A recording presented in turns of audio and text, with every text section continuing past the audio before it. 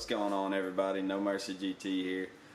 Just want to do a quick video today about heat exchangers and heat exchanger pumps and why it's important to get the right size for your application. I got my boosted Coyote here behind me. I'm buttoning it back up today. I've got the front bumper cover off. I was putting a new heat exchanger in, a bigger pump in, for several different reasons that I want to go over today. So I just wanted to give you guys a little bit of advice if you're looking to upgrade in the future to help you out with those high IAT2 temps. If you didn't know, once your IAT2s cross a certain threshold, your car will start pulling timing, less power, it sucks. So I'm just going to go over a couple tips and tricks to give you guys if you're looking to upgrade, how to mount pumps, how the flow works. So let's get to it. I got the Coyote here on jack stands for the time being because we're getting a new drag pack this week. But yeah, I thought y'all would get a kick out of that if I show you a clip real quick of this Vette busting my ass. So take a look at this and you'll find out why I'm about to swap this heat exchanger out real quick.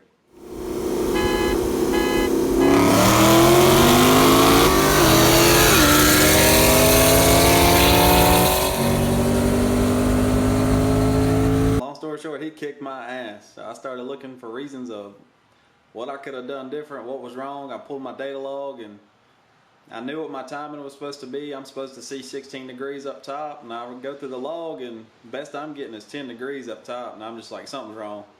Well, I start looking, and see that I have high IAT2 temps, and that my car's pulling timing because of high temps. Yeah, so that sucked really bad. Guys, there wasn't nothing special about this Vette. It was a nice car, LS3 car. I think he said it was cam only. He might have had a bolt on here too. We're talking high 10-second car here, maybe 520-ish. My car is pushing over, a little bit over 600. Granted, I weigh 3,700 pounds. This car weighs about 3,200 pounds.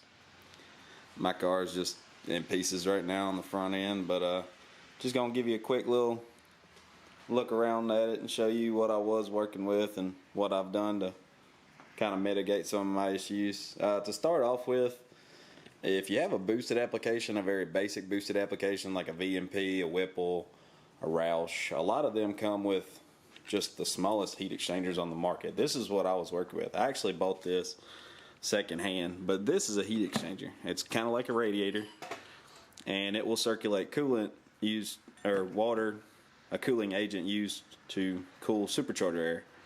You can see how thin this is. Although it has a really good surface area, it's just, I mean, bottom of the barrel, flimsy. It's not really what you want. It'll get the job done, but not very well. And this is what I rolled with the first year that my car was boosted. And it did okay for certain times, and then other times, not so much. And I'll explain what I mean by that in a little while. This is a standard Bosch pump. It's a 6.25 gallon a minute pump. You'll find this on 0304 Cobras. Very entry model. Low flow pump. It does the job, but it's not great. You'll see it on Lightnings, on CTSVs, on just different applications, and they don't flow that great, but there are better options out there. Alright, this is my car's engine bay. It may be kind of hard to see, but if you come down here, this is a 13 to 14 year model Shelby GT500 heat exchanger. This was a big year for Shelby. They upgraded to a lot larger of a unit from the 07 to 09s and the 11 to 12s. Now I've already showed you how thin my previous one was, but you can see how thick this one is. Not only thick, but tall as well. You can get an idea from underneath just how much bigger this unit actually is than that thin piece I was working with. So that's a lot more volume, a lot more capacity for cooling. And what I was talking about the ducting here, I'll show you up top. I've just used a sheet of ABS type plastic, thin, flimsy. And this just, I cut it to the radiator support, or to the bumper support bracket to fit. It just seals all the way up to the condenser. I've got 3M tape strips right there holding it on the back. And then I've got some waterproof sealed tape, really stout stuff. You want to seal the top of the heat exchanger to this condenser. The condenser is sealed from the factory pretty much to the radiator behind it already. I'll see if I can get you guys an underneath shot to show you how I sealed that up. This is underneath the car. This is the heat exchanger. This is the condenser. And your radiator, of course. On the back of your radiator, you have 2 fans to pull heat out. I've got another sheet of plastic that connects from the heat exchanger all the way back to the radiator. And all the way down, I've got the waterproof tape. It's Gorilla Tape. It's really tacky, really sticky. I've got it on both sides. This isn't going anywhere. You don't have to worry about this. And on top of that, the factory splash guard, one here and there's another one that goes here, is going to sit right up on this. This isn't going to fly out and hurt anything. You just ideally want to seal all 3 of these units together. I've got a little bit of work left to do on the sides to make sure they seal up, but the idea is to pull every bit of air through the front lower grill to where it has to go through this heat exchanger to be cooled off. If you don't seal it up, I mean, air will take the path of least resistance. It can go here, you know, where it'll go underneath, out the sides, bottom, top. You just want to force that air to go through here to cool everything in there off. This is a 13 to 14 model GT500 coolant pump. This is a good unit. It's a what they use on stock, 13, 14 GT500s. It's a bigger pump than the Bosch. It'll move out, I think, 10.5 gallons a minute. It's a good pump for a budget. You can get these for about $275. I picked this one up used from a buddy for like 150 bucks, but this one will blow that Roush unit out of the water.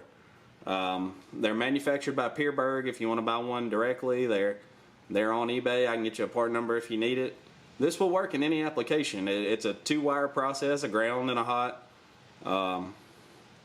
It's got 3/4 inch barbs. I'll show you kind of how I got it flowing.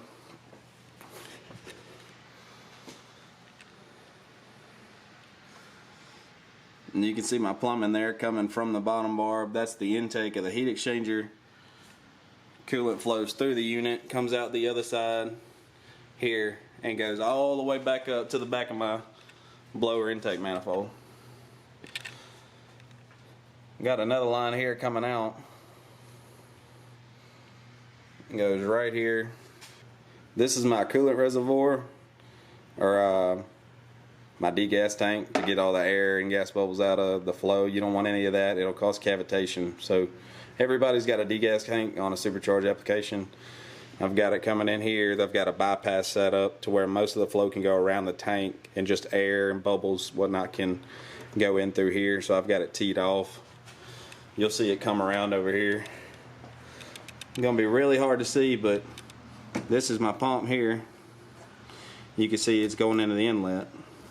That's just a very, very basic description of how this system works, what it is, what it's for. I'd be happy to go into any detail. If you have any questions, you want to upgrade your system, shoot me a comment. I'd be happy to help. This is a pretty basic system for this car. It's going to keep my IAT2 temps down. It's not the best system out there. It's a budget system. It's way better than what I had. There are a lot of other things you can do to mitigate this, from ice tanks, killer chillers. We're talking big money for that stuff. I mean, like, approaching $1,000 bucks. It just depends on how big of a thing cooling is to you.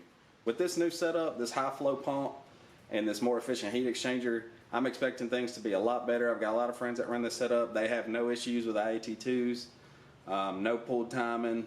And like I said, this is a budget setup. I got the whole setup for $300 or $400. There are a lot of things you can do if you want to go more extreme, less extreme, but I'd be happy to help. If you guys want to ask me a question, let me know. I can help you out.